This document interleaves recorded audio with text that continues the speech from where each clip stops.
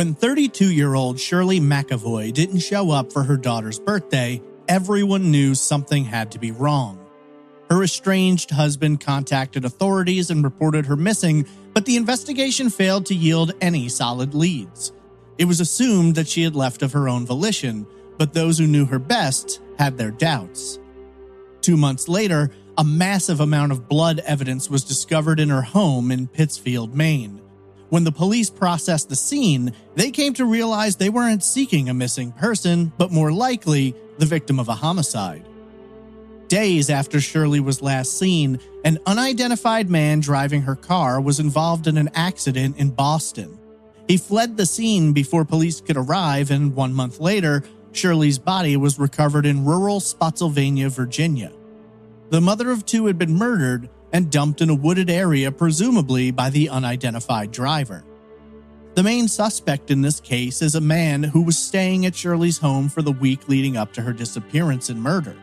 Known only by the name Jerry, which may or may not be a pseudonym, his true identity, whereabouts, and motive have remained a mystery for decades. This week marks 34 years since Shirley was murdered, and her family continue to seek out justice and the unknown man who killed a beloved mother, daughter, sister, and friend. This is Trace Evidence, episode 243, The Murder of Shirley McAvoy.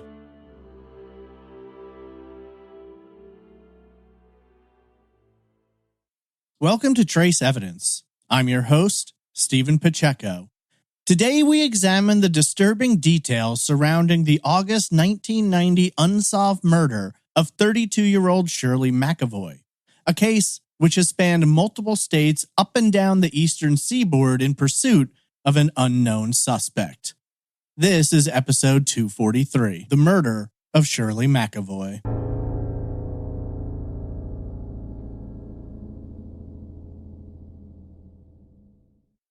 Spotsylvania County, Virginia, is located just over 60 miles southwest from the core of Washington, D.C.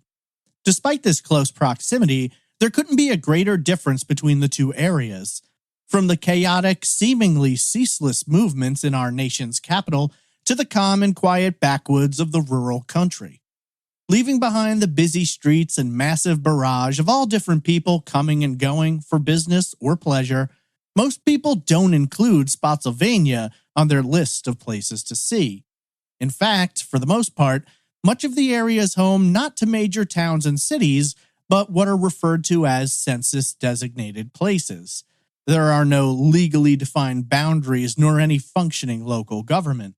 They are, in essence, small towns that haven't yet incorporated, whether that be due to low population or a lack of interest from the residents. Generally quiet, small communities that seek to remain that way. Over a vast landscape of more than 400 square miles, Spotsylvania County is home to many unincorporated communities, but just two census-designated places, Lake Wilderness and Spotsylvania Courthouse. It is the latter of these two locations that will play a pivotal role in an investigation that originated more than 700 miles away, in the small Maine community of Pittsfield. Two areas, divided by more than an 11-hour drive, both remote and rural in their own way, yet perpetually linked by a vicious crime and the enduring curiosity and agony associated with its unresolved status.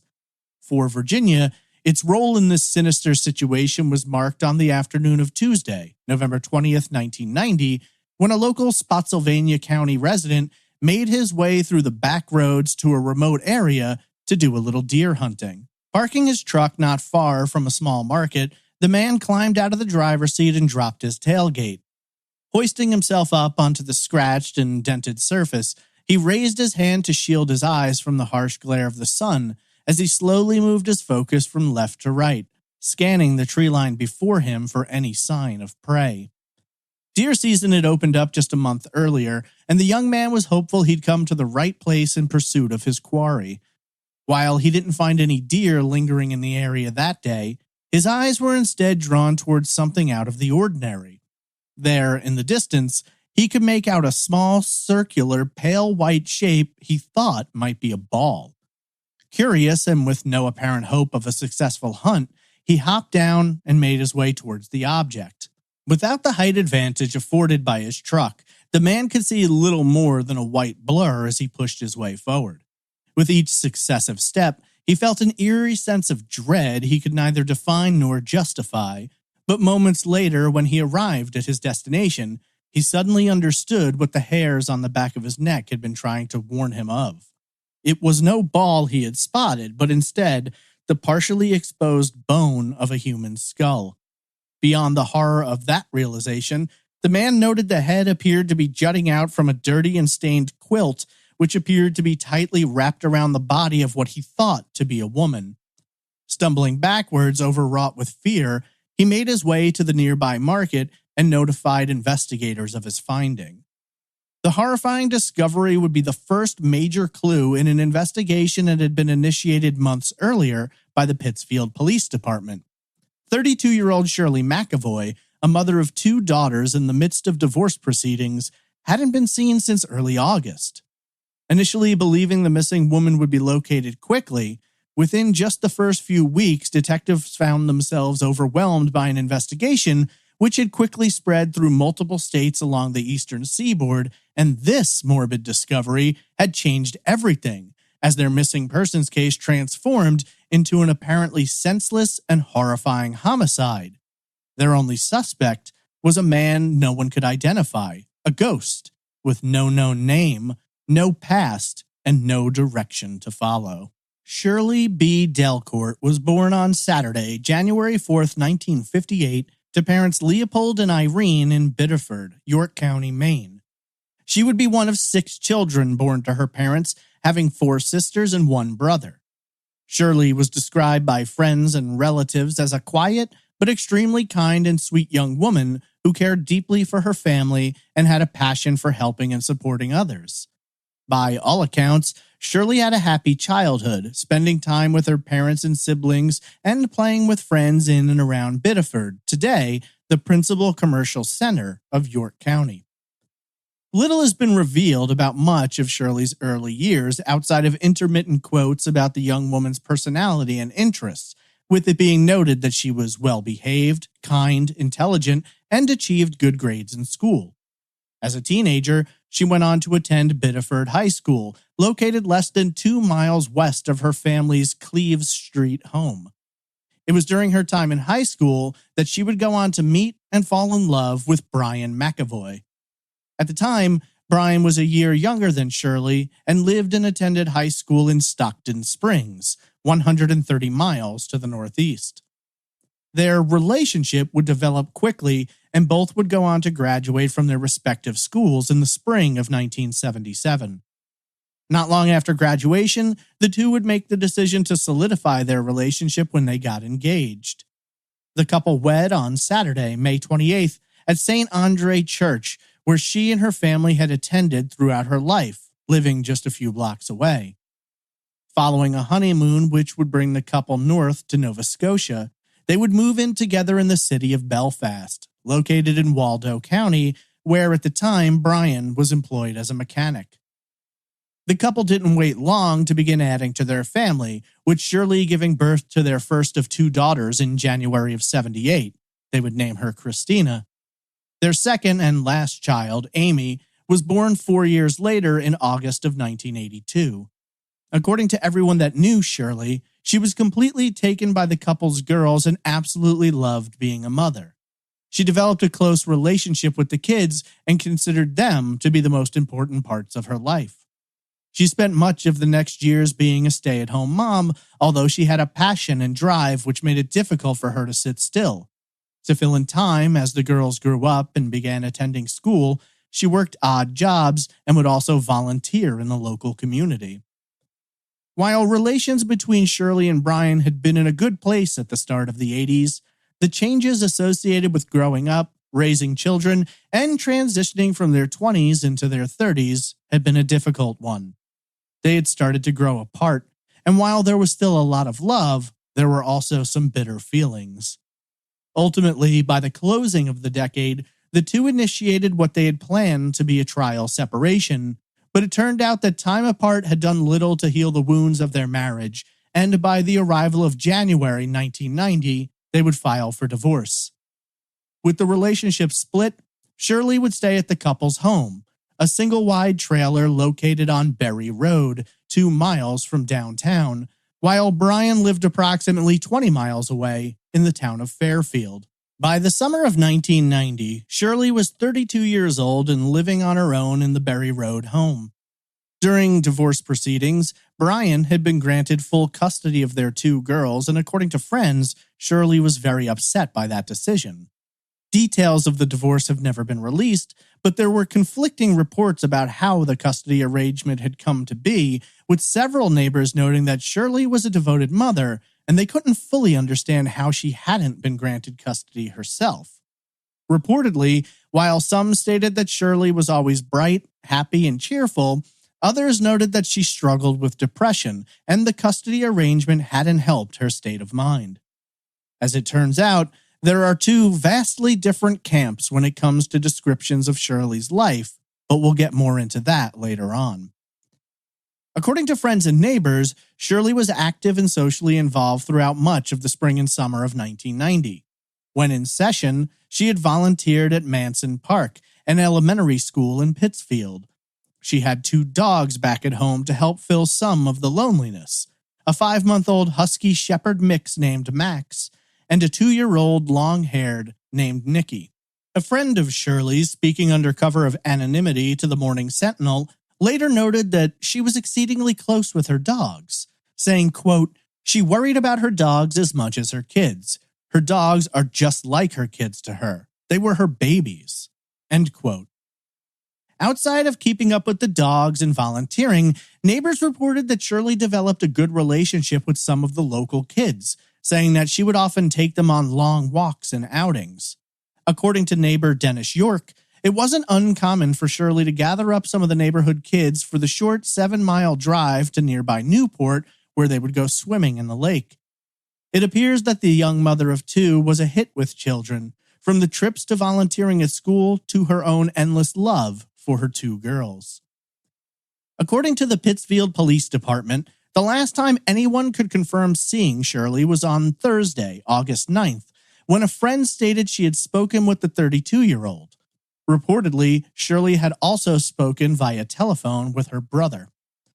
The following morning, Friday the 10th, several residents along Berry Road noted that Shirley's car, a red 2-door 1990 Oldsmobile Cutlass Supreme, was seen driving away from her home, though no one had gotten a good look at the driver. Several days passed, and neither the car nor Shirley were seen in that area again. While neighbors found it somewhat odd, they had no indication anything might be wrong. Reportedly, due to the stress and depression surrounding her divorce, many of her neighbors simply assumed she had taken a trip out of town to clear her head. What friends and neighbors apparently were unaware of was that Shirley was supposed to appear in family court for a hearing regarding the divorce on Friday the 10th. Given her frustration and hurt feelings revolving around the custody arrangement, it seemed odd that she would miss the court date, with many feeling that the only reason she wouldn't appear would be as if she was physically unable to.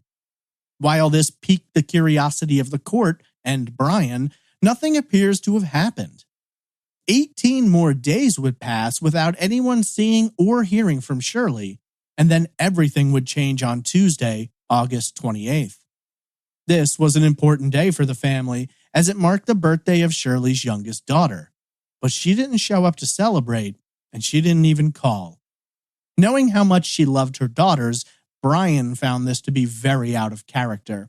After several calls to the house went unanswered, he contacted the Pittsfield Police Department and officially reported his estranged wife missing.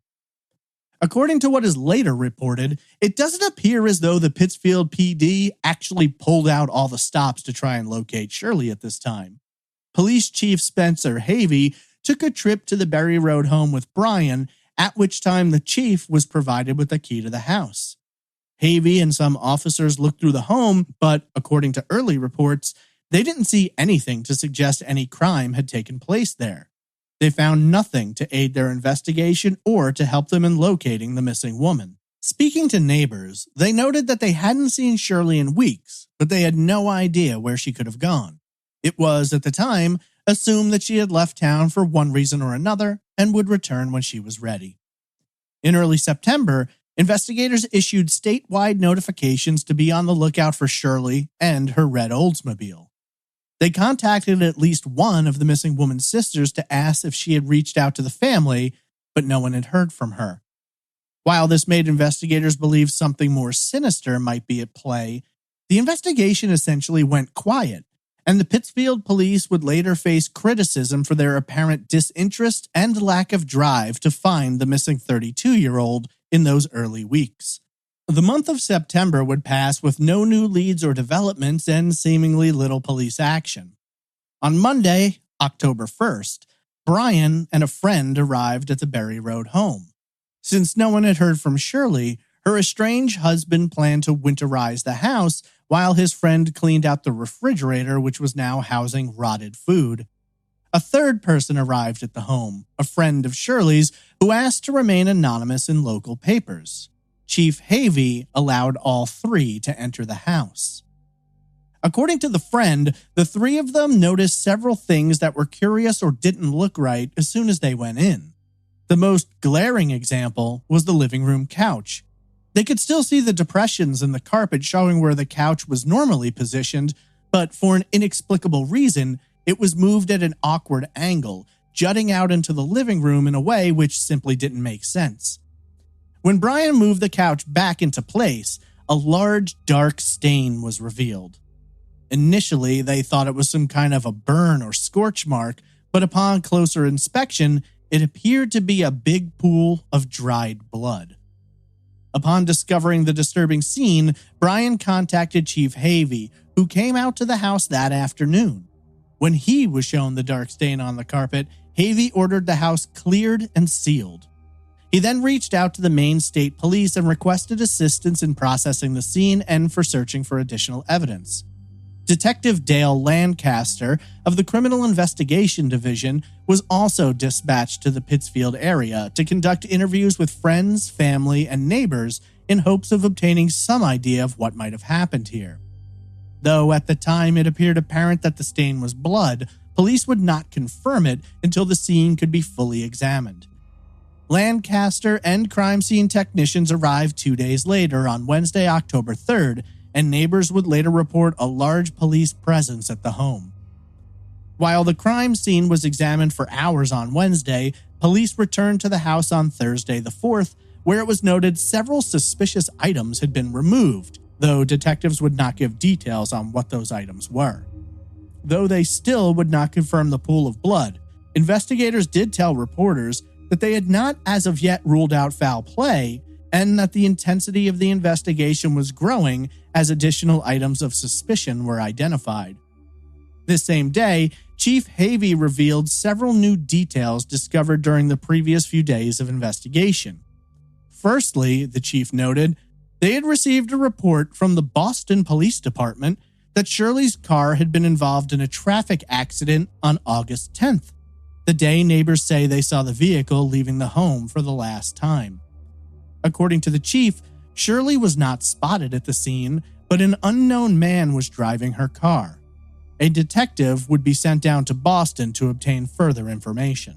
Chief Havey also stated that they had learned from friends and neighbors that Shirley had been involved in some kind of a relationship with a man who had moved into the Berry Road home with her just days prior to her disappearance. At that time, Havey could not confirm if the man was the same person as the driver in the accident in Boston, though he did note they were working with friends and neighbors to develop a composite image of the man, which they planned to show to the other driver in the Boston car accident. On Friday, October 5th, investigators confirmed that the stain on the carpet was in fact human blood, though they could not yet say whether or not it was Shirley's, as further testing was needed. It was reported at the time that since the stain had been so old, it was difficult to process. Chief Havey described the large stain, saying it was approximately 3 feet by 2 feet. Asked whether they had found blood anywhere else in the home, the chief would not comment. He did, however, note that they had taken Brian down to the station in Pittsfield for additional questioning by the state police, noting that he was not at that time a suspect and he had been fully cooperative with the investigation to that point. Chief Havey also confirmed that the state police had brought in a canine unit to go through the home and search around the trailer for any additional evidence, though he would not state whether or not the dog had found anything. He went on to say that the composite had been completed, but that they would not be releasing it to the public until they got down to Boston to speak with police and the other person involved in the accident, since at that time, their composite was based on the description of only one person, and they wanted the most accurate portrayal possible. Asked when they had first learned about the accident in Boston, Havey stated that Brian contacted them about it the day it happened, August 10th. The vehicle was still in Brian's name, and he learned about it after receiving a call from his insurance company. Apparently, when the accident happened, the unknown man driving the car had opened the glove box and supplied the other driver with an insurance card bearing Brian's name. Several days later, Stephen McCausland, a spokesman for the Maine Department of Public Safety, revealed several new details about the investigation which occurred at the Berry Road home. According to McCausland, the couch was not the only item out of place. Friends who had previously been in the home noted that curtains which Shirley had hung in the dining room in the back of the house had been moved to the front windows, perhaps in an attempt to stop anyone from seeing inside from the street. While none of Shirley's clothes were missing, they did note that a bedspread the missing woman had recently purchased could not be located. In addition to this, Shirley's 2 dogs were also missing, though there were some indications to suggest they were at the house when whatever happened to Shirley had taken place. Waste from the dogs was found on the floor in one of the bedrooms, and there were scratches on the inside of the door, leading investigators to believe that the dogs may have been locked in that room for an extended period of time. According to friends and family, Shirley never locked her dogs in a room. She cared deeply for them and considered them like her children.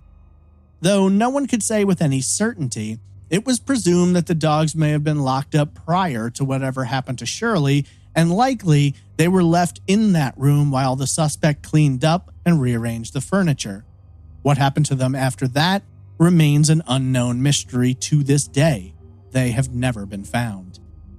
McCausland noted that they were moving away from a missing persons case and closer to something darker, telling the Journal Tribune, quote, "There was a significant amount of blood in the home. We have strong reasons to believe she's been the victim of foul play." End quote. It was also reported that investigators had recovered dozens of fingerprints from inside of the house, but they hadn't been able to identify the vast majority of them.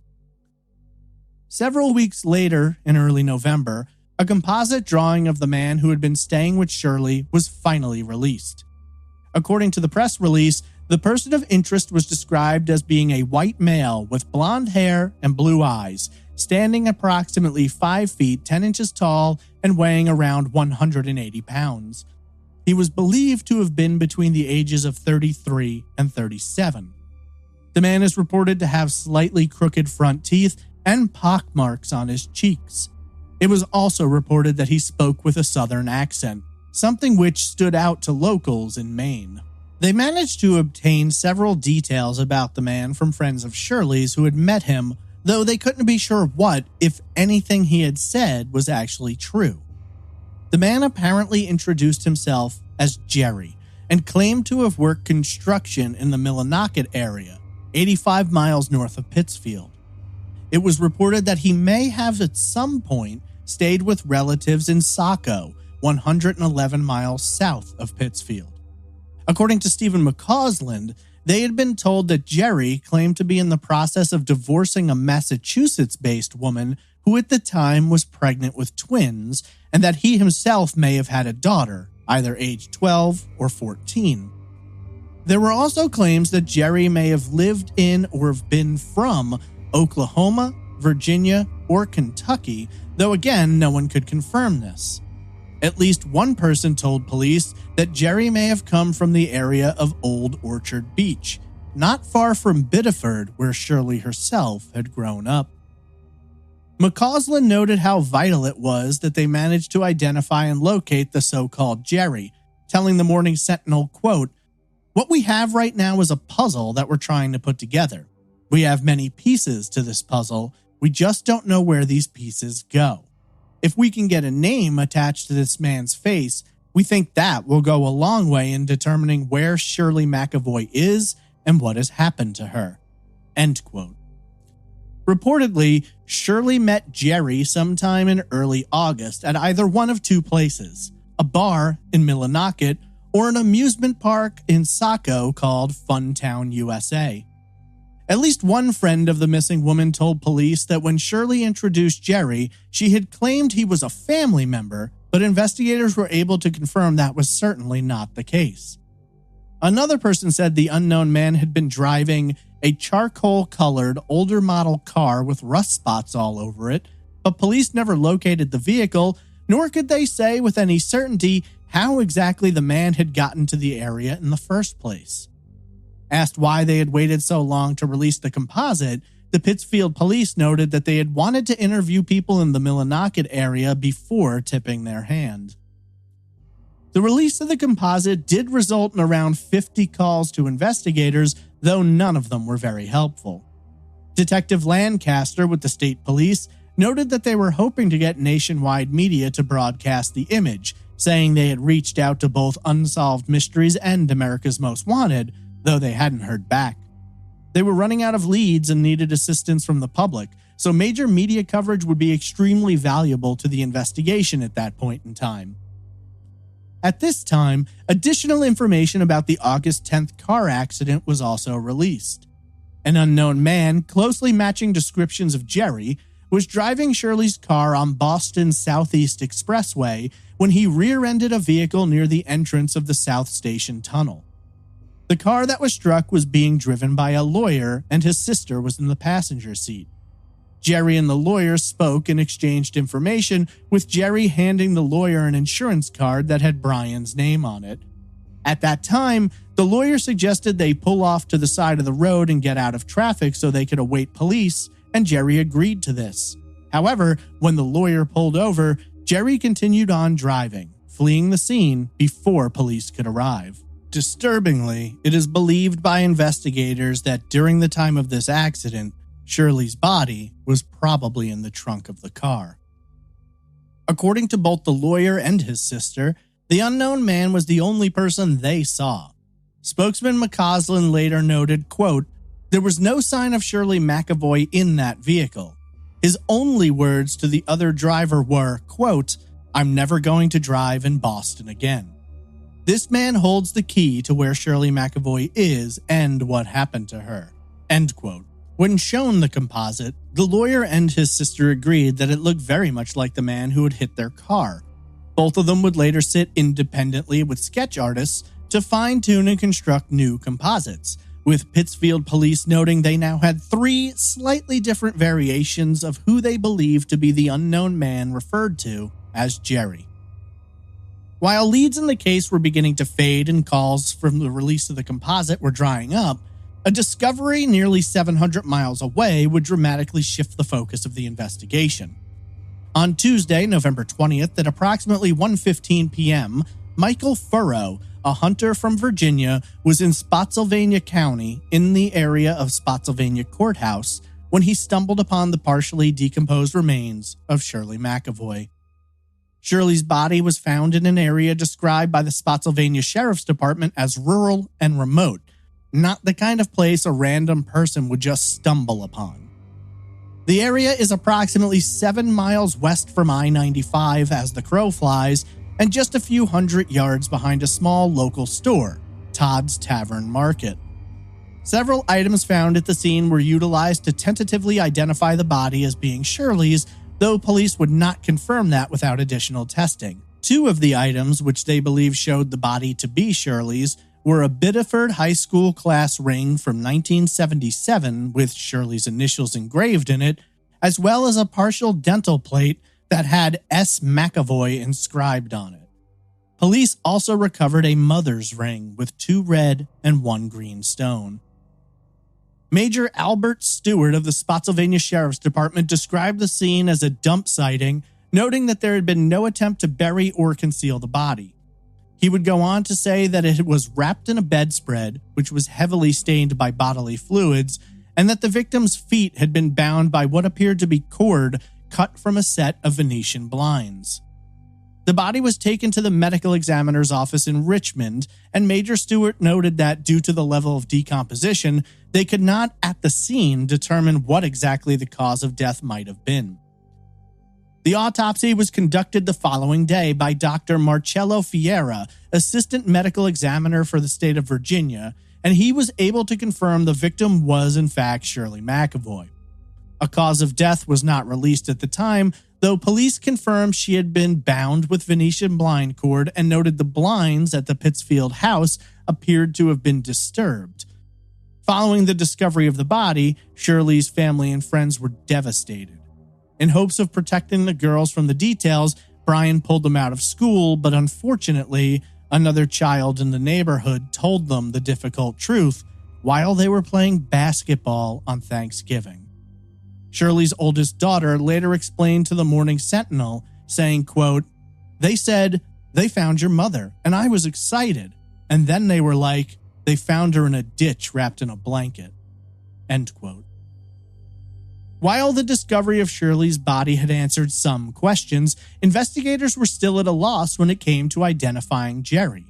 Though local police worked the area and spoke with people in Spotsylvania County, no one could identify the man in the composite, and no solid link was ever established. Given that the area was remote, it was assumed that Jerry had previously been there, or perhaps had lived around there at some point in time, but they could never confirm it through police, who noted that Virginia was one of several states witnesses claimed Jerry had said he was from. Around this same time, the Maine State Police reported that Jerry might have been spotted in Florida.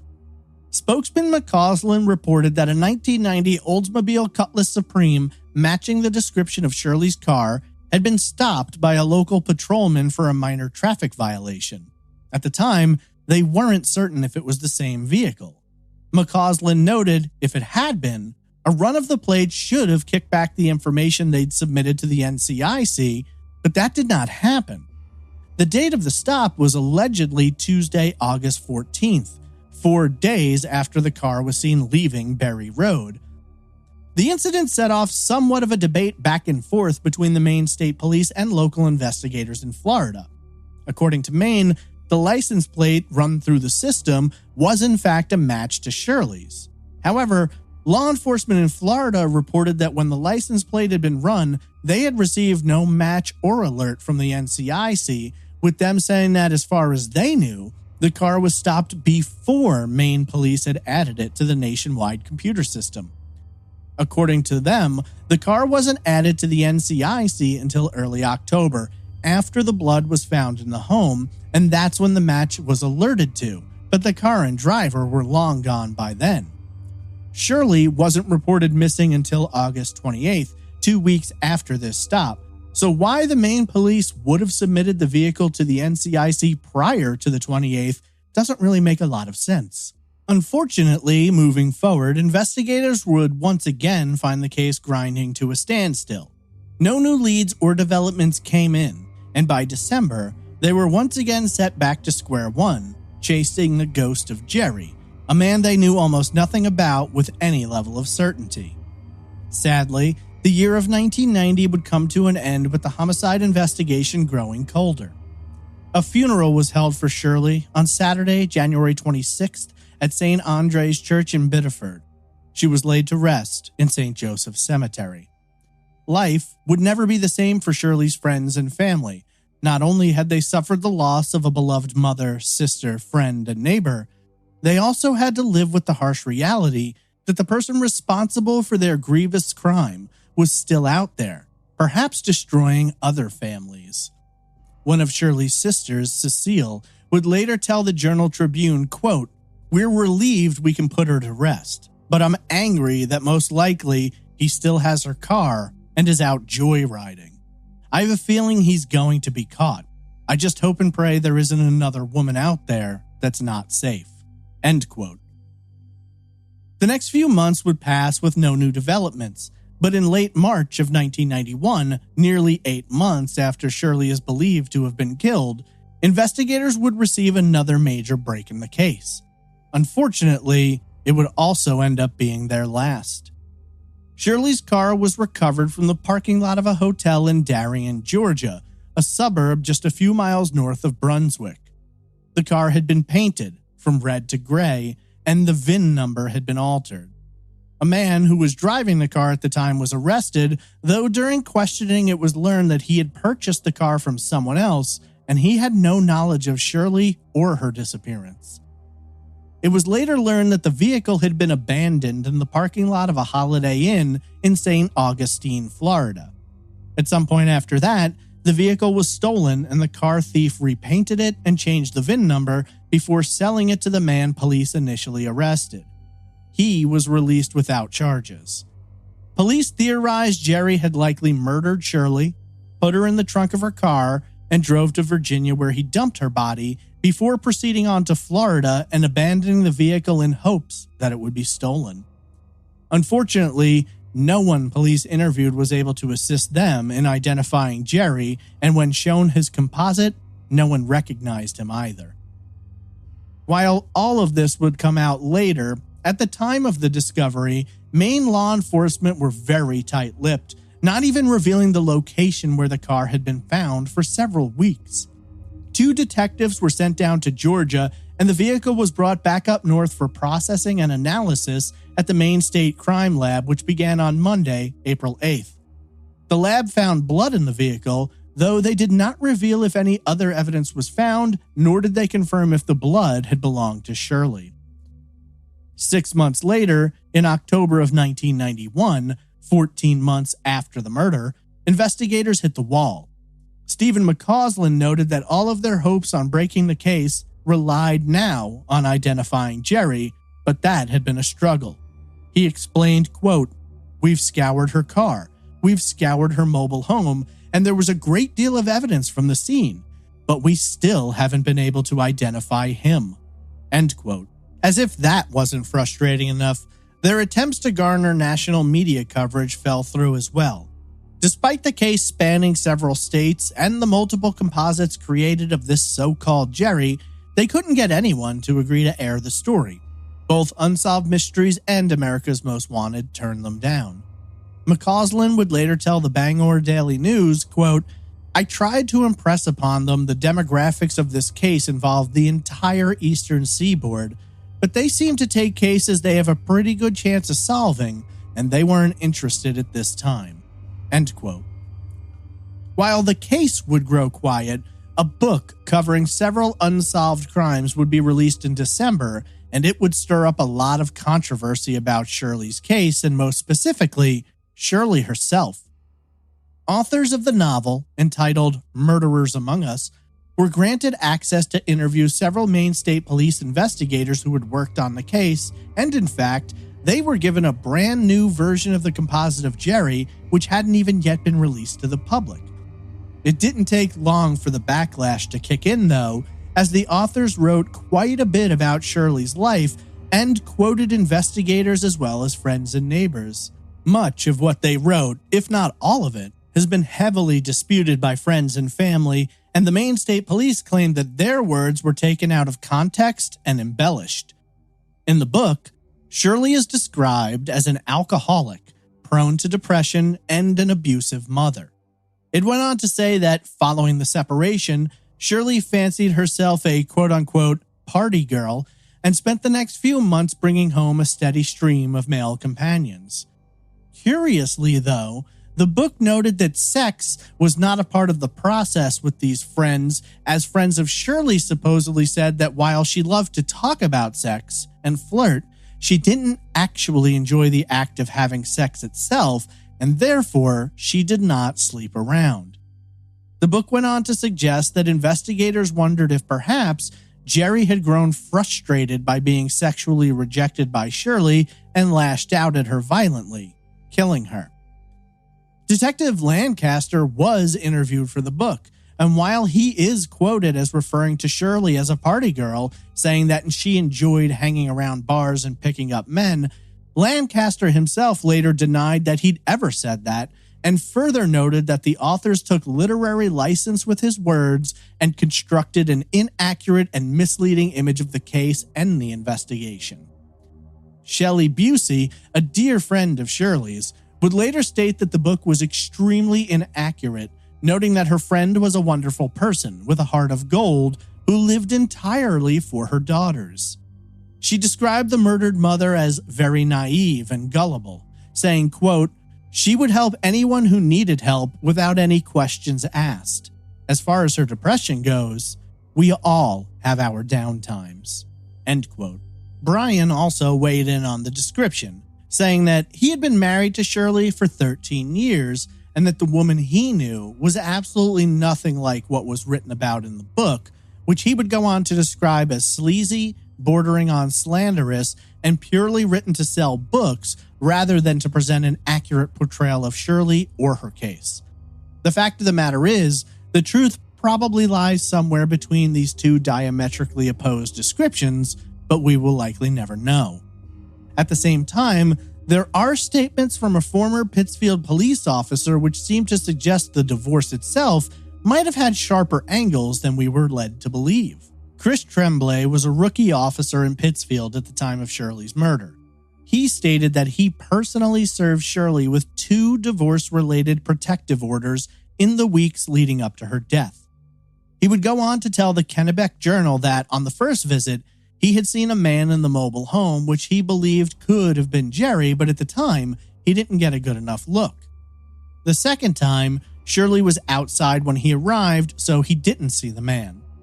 According to Tremblay, Shirley disappeared within hours of that second visit, and he wondered aloud what might have happened or what he might have found at the Berry Road home if he had only arrived hours later. Now, whether or not these protective orders were issued because of some situation we are unaware of, or if it's just normal procedure for divorces involving children, is another question in this case we simply don't have the answers to. While the book had managed to kick up a lot of passionate opinions on all sides of the equation, the one thing police had hoped for was failed to deliver. They didn't get any new tips, calls, or leads in their investigation. A 5th version of the composite drawing was released 2 months after the book, in February of 1992. The new image was issued not just in Maine, but also in Virginia, Georgia, and northern Florida. Unfortunately, it didn't drum up anything new, and the investigation once again grew quiet. In October of 1995, 5 years after Brian discovered the blood in the home on Berry Road, law enforcement finally got what they had hoped for. A national crime show agreed to cover the case. Real Stories of the Highway Patrol was a Fox-produced show running from 1992 to 1998, which tackled both solved and unsolved crimes through reenactments similar to Unsolved Mysteries. Producers of the show met and interviewed local and state police in regard to Shirley's murder and also filmed several reenactments in the area. While the episode was released in November of 95, episode 50 of the show's 3rd season, it was not well received by the family, who felt the reenactment of the murder was over the top, campy, and very disrespectful, which seems to be a fairly accurate description of the show as a whole, known at the time more for its cringe factor than any attempt at an accurate and respectful presentation. While the show itself was mostly a bust, several new details about the investigation were revealed. Outside of the large bloodstain found beneath the couch, the show explained that when investigators used luminol, they discovered blood evidence nearly everywhere in the living room, on the walls, the carpet, the curtains, everywhere. The show also revealed that police had found blood in both the shower and kitchen drains. Finally, amongst the long and complicated list of uncertain details about Jerry, it was reported that he had told some people that he had formerly been a mechanic in the Air Force. The show was aired twice, and police received approximately 40 calls from all over the country, but as had previously been the case, none of them provided solid leads or any new information about the murder or the man known as Jerry. The last blitz of news or new information to come out about the investigation dropped in August of 2004, marking 14 years since the 32-year-old mother had been brutally murdered. Horace P. Landry, a former investigative reporter, was using his free time in retirement to investigate Shirley's case in hopes of finding something law enforcement may have missed. Landry had written several books and was highly respected in his field, and while investigators would not grant him access to all of their evidence, they encouraged him in hopes that he might dig something up. Stephen McCausland explained that hundreds of hours had been poured into the investigation, noting that they knew much more about the case than they were free to share with the public, but they still had no solid answers. Sadly, Landry passed away in July of 2011, and what, if anything new he learned about the case, has never seen the light of day.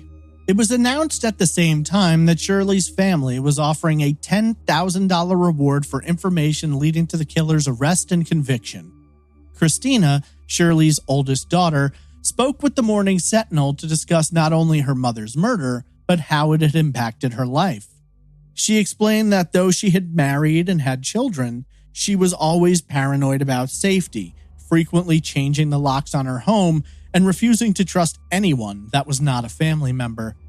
She said that she worried about her children, sometimes to an irrational point, and that she couldn't help but harbor anger towards men, knowing that one took her mother from her and permanently altered her life. Christina is convinced that the man known as Jerry killed her mother, and she also believes that someone out there has the ability to aid investigators in finally solving this case and providing some level of closure to her and the rest of her family. She explained, quote, "How could you take somebody who was so good, who was so nice? He was the last one who was with my mother. We want this guy behind bars and we want to know why he did it. Somebody knows something. Somebody has got to know something." End quote. 32-year-old Shirley McAvoy was last seen alive at her Berry Road home in Pittsfield, Maine on Thursday, August 9th, 1990. The following day, her red two-door 1990 Oldsmobile Cutlass Supreme was seen driving away from the residence by an unknown man. 3 months later, Shirley's body was recovered in rural Spotsylvania County, Virginia. Due to decomposition, no cause of death could be determined and no murder weapon has ever been described. Her car was recovered 5 months later in Darien, Georgia, after having been stolen from a Holiday Inn parking lot in St. Augustine, Florida. The vehicle was also involved in a minor traffic accident in Boston on August 10th. The only person of interest ever discussed in this case is a complete mystery.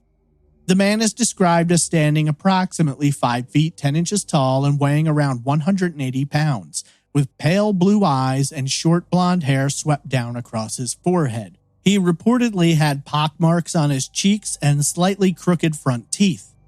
He spoke with a southern accent and was believed at the time to be between the ages of 33 and 37, which would make him anywhere between 67 and 71 today. Several composite images of the man are available, although it's worth noting that official police posts on social media and on their own website do not include these composites. Little is known about the man, who apparently introduced himself as Jerry. He may have been from or worked in Oklahoma, Virginia, Kentucky, Florida, and Old Orchard Beach, Maine. He might have worked construction in Millinocket, and he may have had relatives in Saco with whom he had stayed for a period of time. He alleged to have a daughter, either 12 or 14 years old at the time, and told some that he was divorcing a Massachusetts woman who was pregnant with twins. It was also alleged that Jerry may have worked as a mechanic in the Air Force at some point in time.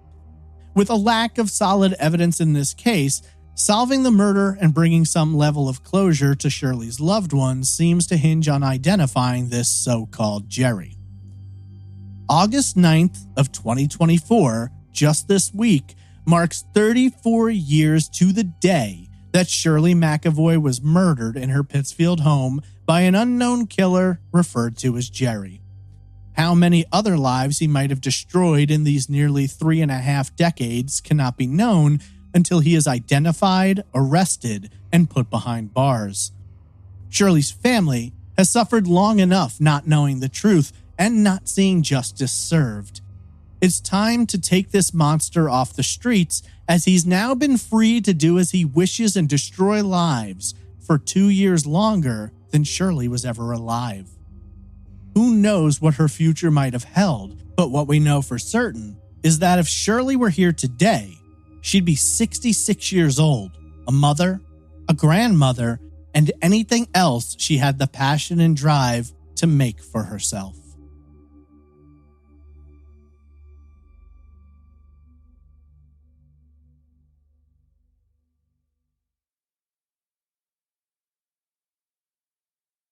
The murder of Shirley McAvoy is a frustrating case on multiple levels. There seems to simultaneously be a lack of evidence and an abundance of evidence, and some of it can point you in a direction, but it can't really supply any answers.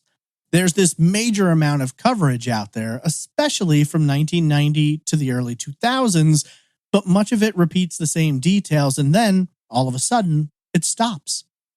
In addition to this, there's a lot of conflicting information out there, including some that, by my research, seems to be entirely made up to construct a narrative that doesn't fit into any of what's actually known about the case. So you've got hard facts intermingled with witness statements that contrast one another, and then blended with utterly contrived information that makes it even more difficult to determine what exactly happened. This is a case that, compared to many others I've covered, is extremely solvable, and yet it feels somehow like it was backburnered and ignored for the last 20 years. Or maybe from the beginning. And I think that adds to the complexity of it all, because if we're going to dig into what happened to Shirley, you sort of have to go back to when she was reported missing and examine what I can only describe as a half-assed investigation, and I use the word investigation very loosely. Looking back at the timeline of events, it's theorized that Shirley encounters the man we've come to call Jerry sometime in late July or early August. She meets him at one of two places, a bar in Millinocket or an amusement park in Saco. Both of these locations are over 100 miles away from Pittsfield in opposite directions. We have no solid information about what bar or bars Shirley may or may not have frequented in the Millinocket area, nor do we have any statements from anyone that it was or wasn't common for her to travel over 100 miles to hang out in an area where it doesn't appear she really knew anyone. Funtown, USA in Saco seems like the more likely choice, especially given that coverage of this case mentions it directly by name and vastly more often than the so-called Millinocket connection. I came across several pieces of information that suggested Shirley had taken one of her daughters to Funtown and that it was on that day that she met Jerry. But like so much of this case, there's really no background information to give. There's no solid foundation. Instead, we're left wondering if this is something they know for sure, or if it's just another random piece of information given by one of her friends or neighbors, because there's a hell of a lot of details that are unverifiable in this case. What we do know is that approximately 6 to 7 days prior to the murder, presumed to have occurred sometime in the evening of August 9th or perhaps the very early morning of August 10th, neighbors and friends report that this so-called Jerry appears in Shirley's home.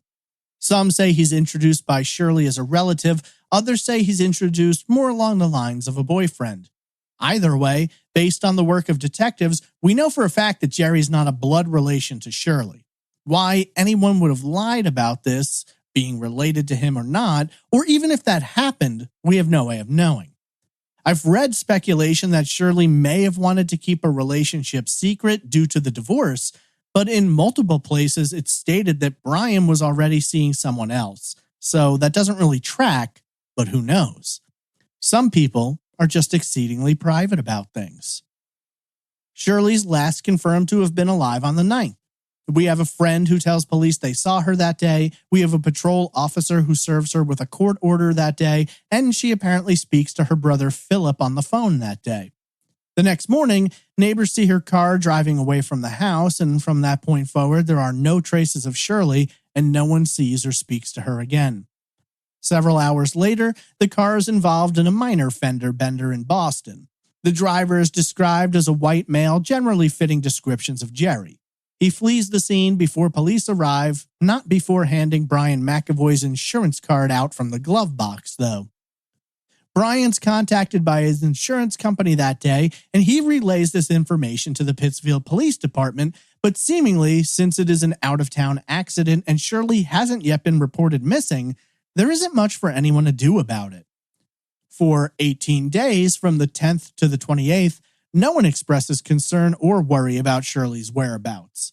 All of her so-called friends and neighbors just figure she's randomly gone out of town without saying anything to any of them. No one calls the police, no one calls the family, no one does anything. Well, they don't really have much of a reason to be concerned, I suppose. But if I hadn't heard from a close friend in nearly 3 weeks, I might be curious as to why, but I digress. On the 10th, Shirley misses a family court date, but there doesn't appear to be any urgency to locate her, which I find kind of odd. It isn't until the 28th when Shirley misses her daughter's birthday without so much as a call that alarm bells start going off in people's heads. Brian tries to get in touch with her, and when he can't, he contacts the police and reports her missing. He goes out to the house, he gives the chief of police a key to the home, and he insists that something has to be wrong. This is not normal behavior for his estranged wife. What exactly is done between August 28th and October 1st, when Brian discovers the bloodstains in the house, is unknown. Police say they issued a statewide bulletin to be on the lookout for Shirley and her car, but they should already be aware of the Boston accident, so why don't they pursue that at that time? No detective is sent down to Boston to speak to the police about that accident until after the blood is found. They apparently speak to friends and neighbors, but there's no statements or information about the unknown man named Jerry again until after the blood is found. Also, just for the record, it's later reported that luminol revealed blood all over the living room. Blood is found in the kitchen and shower drains. A massive puddle of blood is found under a couch that's arranged in such an odd manner that it sticks out to everyone who enters the home. And then there are indications that the dogs had been locked in a bedroom and scratched and clawed at the door and even relieved themselves while locked up. Oh, and the dining room curtains were moved to the front windows, while police apparently acknowledge that the Venetian blinds have been messed with, but that doesn't stand out to them either. This brutal crime scene is apparently completely unremarkable at first glance from investigators. So I have to ask, what exactly did investigators do after Brian gave them the key to that house? Either they walked around it glancing casually and didn't actually examine the scene, or they never went in there in the first place. You're going to tell me that cops investigating a disappearance are going to have a vastly less discerning eye than the estranged husband who's coming to winterize the home and an anonymous friend? It simply doesn't make any sense to me, and it feels very much like Shirley's disappearance was not handled with any level of seriousness or urgency until after that blood is found. 34 days pass from the day Brian reports Shirley missing to the day he finds the blood under the couch. Why did investigators not send out their own bolo to surrounding states at that point or reach out to other law enforcement agencies?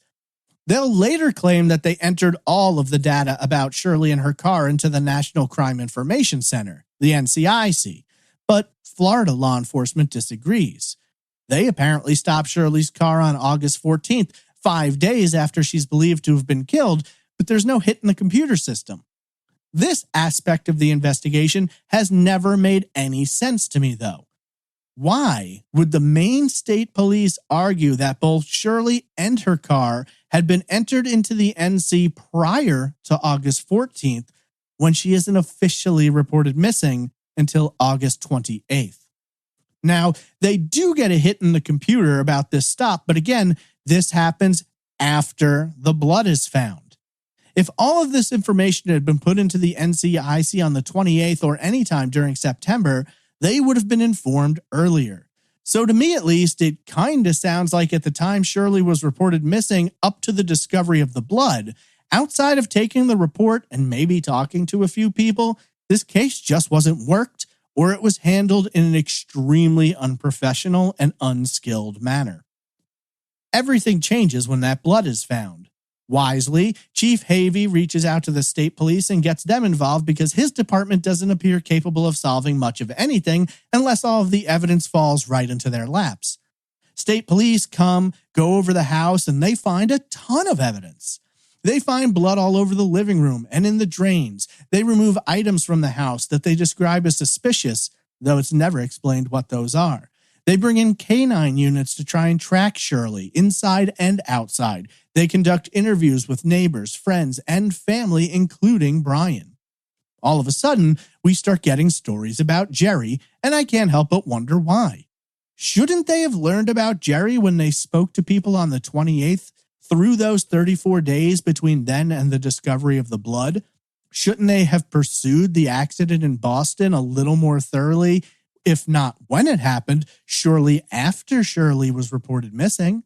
Again, it sounds like a lot of stuff fell between the cracks here, and while I could go on and on about how shoddy the initial investigation was, I think you get the point. So, we get all these different stories and theories about Jerry. We don't know what's true. Hell, we don't even know if his name is Jerry. Seems odd to me that Shirley would bring this guy home and allow him to stay there with her, but no one would have pointed out to her that he was giving wildly different stories about his life and background to each person he met. Frankly, I can't help but wonder how much of the information witnesses gave to police is actually stuff Jerry said versus things that they assumed or intimated about him. He's from Maine, no, Oklahoma, Virginia, Georgia, Florida, Kentucky. He's in construction. He was a mechanic in the Air Force. He has a daughter and she's 12 or 14. He's in the middle of divorcing a woman that lives in Massachusetts and is pregnant with twins. That's all well and good, but it doesn't do anything to actually identify this guy. So they go off the description. They have a composite drawn up. Around 6 feet, medium-length blonde hair, blue eyes, pockmarked cheeks, crooked front teeth, and speaking with a southern accent. At least the accent would stand out in Maine, but apparently no one outside of Shirley's social circle can identify this guy. He's a ghost. No one knows where he's from, where he went, or why he was there in the first place. We don't even know why he was in Shirley's house. And when you try to figure that out, you just have two sides disagreeing about every aspect. She either took guys home from the bar once in a while, did it all the time, or never did anything like that. There's a huge chunk of gray here and very little when it comes to black and white, cold, hard facts. It's frustrating to try and sort through because for whatever reason, the investigators never found it necessary to clarify what exactly they had learned in this regard. All they would say is that the book exaggerated things, but they wouldn't be more specific. Moving forward, in November, Shirley's body is found dumped in a very rural area in Spotsylvania County, Virginia. Given the level of decomposition, it seems apparent that she had been there from within the first few days of her murder, though we can't be certain. The medical examiner reveals few details, and to this day, police have never revealed a cause of death nor discussed any signs of a weapon that might have been used. Given the amount of blood in the home, I've always assumed that a knife was the murder weapon, but that's just my speculation. Now, I can't speak all that informatively about Spotsylvania County. It's not an area I'm familiar with, but looking at Google Maps and satellite imagery of the area where the body was found, I'd say rural is an understatement. You're talking about small local roads, many of them dirt, thick woods, and wide farm fields, and that's today. I imagine back in 1990 that it was even less developed, which raises the question, why that area in particular? If Jerry drives from Maine to Florida, there are places all along the way he could have left the body, even thick wooded areas and wide, deep ditches right off I-95. To me, at least, it seems unlikely that he took a random exit, drove around some backwoods areas, and then selected the spot at random. There's a good chance he'd been there before or had some familiarity with the area. I mean, Why not hide her body in the woods behind her house or in any number of rural and hard-to-reach places throughout Maine, Massachusetts, and any of the states between Maine and Virginia? It seems he felt safe leaving the body there. He felt confident he wouldn't be seen and she wouldn't be found quickly, and as it turned out, he was right. Could it have just been a random coincidence, a bit of luck for the violent murderer? Well, I can't outright deny the possibility since this guy got real lucky on several occasions. The last major piece of evidence found is the car, and they don't seem to learn much from it. There's blood stains, but they've never said if they were able to confirm that blood was Shirley's. They sweep for hair, fibers, and fingerprints, but report nothing else. Even if they had found something, the car was likely tainted the day it was stolen from the Holiday Inn in St. Augustine. It was painted over, and someone else was driving around in it all the way until it was found in late March, which means it didn't function all that well as a piece of evidence to examine. Police theorized that Jerry killed Shirley, drove down into Boston, and had the accident. After that, he moves on to Virginia, where he dumps her body, and then further south to Florida, where he abandons the car.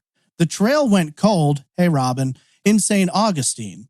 The car is found in Darien, Georgia, a suburb of Brunswick. But if Jerry was the one driving, he left the car at the Holiday Inn in Florida.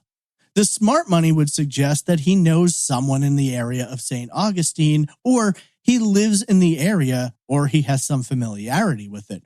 You're not going to abandon your only mode of transportation in a city where you can't get another one or where everything is completely unfamiliar to you.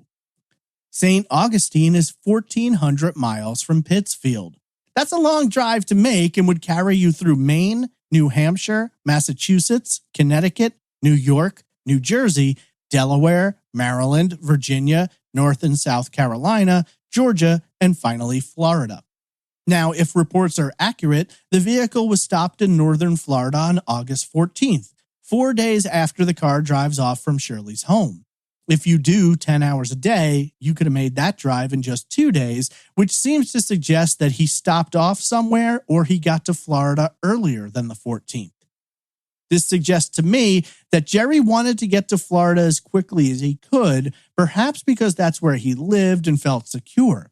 It might explain that southern accent, depending upon how strong it had been. I can't help but wonder what law enforcement agencies, if any, were contacted to assist in the search for Jerry or to help by putting up his composite around town. When you really dig into this case, you find a lot of information about the Maine investigation and very little, if any, about the investigation as it was handled in other states. Unfortunately, like so much of this case, almost nothing has been revealed, and those aspects, if they were pursued or not. This isn't really a case where you have a bunch of different theories to analyze or curious alleys to explore. It's always pretty much been made clear by investigators that Jerry is the one and only suspect. In several places online, I've come across folks who throw shade at her ex, Brian, but considering his involvement in the investigation and the fact that he was highly cooperative, was the one who reported her missing in the first place, and police have said he was completely cleared as a suspect, it doesn't really make a lot of sense to me. I don't want to get too much into it, but let's just say, if you decide to look into this case yourself, be careful what people you choose to trust, because there's quite a bit of misinformation out there. You know that whole group of people for who the answer is always the husband did it? Well, some of them are willing to bend both facts and evidence to fit their own personal narratives, and I'll just leave it at that. So what do you believe happened here? Seems fairly obvious that this so-called Jerry had some kind of a relationship with Shirley, at least one in which she felt comfortable allowing him to stay at her home and introducing him to her friends. Some people, including investigators, have put forth the possibility that Jerry killed Shirley because he wanted to have sex, and she rejected his advances, and that's certainly a possibility. It would be hardly the first time something like that has happened, unfortunately. But there are a lot of other options. What if she caught him stealing something? Police have never said if they recovered her purse, her wallet, her money, her credit cards. Were those tracked? We don't know. What if he wanted to take her car and she refused? Or hell, What if they argued over what they were going to eat that night and he just completely flipped out? It's difficult to know one way or the other, and sadly, people have been killed for less. So he murders her, wraps her in a bedspread, and binds her up with the nylon strings he cut free from some Venetian blinds. Then he starts cleaning, wiping down all of the blood he can. He washes up in the sink. He takes a shower. He's not able to do much about the massive blood puddle, so he just moves the couch over it. Not wanting anyone to see, he moves curtains from the back dining room to the front window. Sometime, under cover of darkness, he places Shirley's body in the trunk of her car. The dogs were locked up either before or after the murder, but what happened to them? Another interesting question that has no answer. Some people have described the killer as experienced, knowing how to clean up after himself and arranging things in such a way as to not set off any alarms. Personally, I think had the investigation begun with passion and focus, they'd have seen right through that, but we all know that didn't happen here. 34 years have passed since Shirley McAvoy was violently and brutally murdered. The only true suspect in the case over all these years is the unknown man called Jerry. Please make sure you take a good look at his composite image, which I'll include a link to in the show notes. If he's still alive, he could be anywhere doing anything, and there's a good chance that someone like this has a lot more blood on his hands than just Shirley's. This is an extremely solvable case, but it's going to need help from one of you to get it moving again. Share the composite, raise awareness, and maybe we can find some answers. I mean, let's face it, someone out there absolutely knows what happened, and maybe, just maybe, they're listening right now. Pick up the phone, send an anonymous email, do something, because without new information, the discovery of new evidence, or an outright confession, the murder of Shirley McAvoy will remain open, unsolved, and growing colder.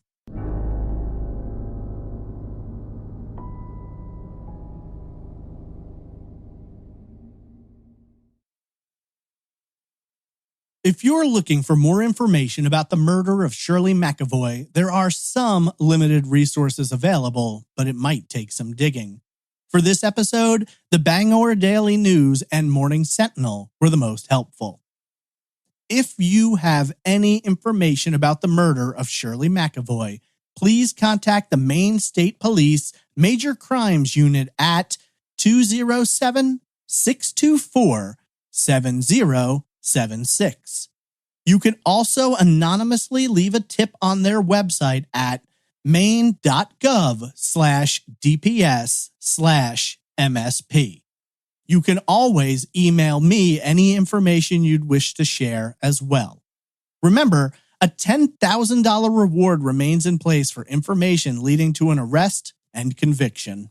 What do you believe happened? Tweet me at traceevpod, email me at traceevidencepod@gmail.com, or comment in the Facebook group. Now, I'd like to take a moment to thank our amazing Patreon producers, without whom Trace Evidence would not be possible.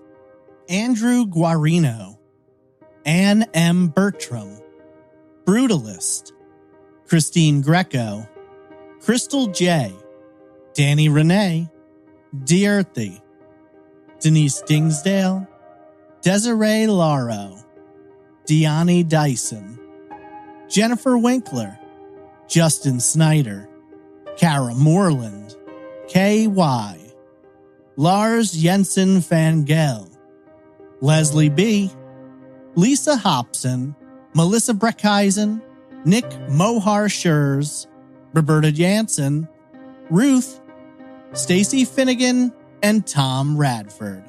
Thank you all so much for your amazing support and for keeping Trace Evidence going forward.